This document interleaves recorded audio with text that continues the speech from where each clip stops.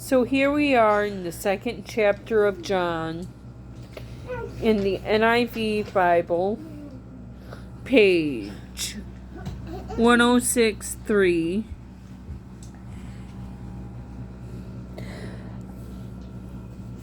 Jesus changes water into wine. On the third day, a wedding took place at Cana in Galilee. Jesus' mother was there, and Jesus and his disciples had also been invited to the wedding.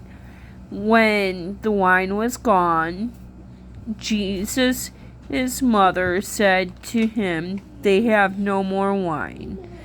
"Woman, why do you involve me?" Jesus replied. "My hour has not yet come." His mother said to the servants, "Do whatever he tells you." Nearby stood 6 stone water jars, the kind used by the Jews for ceremonial washings, each holding from 20 to 30 gallons.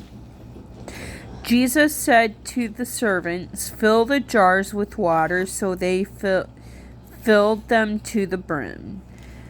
Then he told them, "Now draw some out and take it to the master of the banquet." They did so, and the master of the banquet tasted the water and had been turned into wine. He did not realize where it had come from, though the servants who had drawn the water knew. Then he called the bridegroom aside and said, "Everyone brings out the choice wine first, and then cheaper wine after the guests have had too much to drink. But you have saved the best till now." What Jesus did here in Cana of Galilee was the first of the signs through which he revealed his glory, and his disciples believed him. After this, he went down to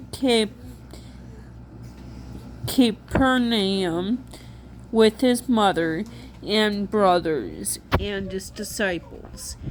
There they stayed for a few days. Jesus clears the temple courts. When it was almost time for the Jewish Passover, Jesus went up to Jerusalem. In the temple courts, he found people selling cattle, sheep, and doves, and others sitting at the tables exchanging money. So he made a whip out of cords and drove all from the temple courts, both sheep and cattle. He scattered the coins of money changers and overturned their tables. To those who sold doves, he said, "Get those out of here. Stop turning my Father's house into a market." His disciples remembered that it is written, "Zeal for your house will consume me." The Jews then responded to him, "What sign can you show us to prove your authority to do all this?" Jesus answered them, "Destroy this temple, and I will raise it again in 3 days." They replied, "It has taken 46 years to build this temple, and you are going to raise it in 3 days? But the temple he had spoken of was his body. After he was raised from the dead, his disciples recalled what he had said, and then they believed the scripture and the words that Jesus had spoken. Now, while he was in Jerusalem at the Passover festival, many people saw the signs he was performing and believed in his name. But Jesus would not entrust himself to them, for he knew all people.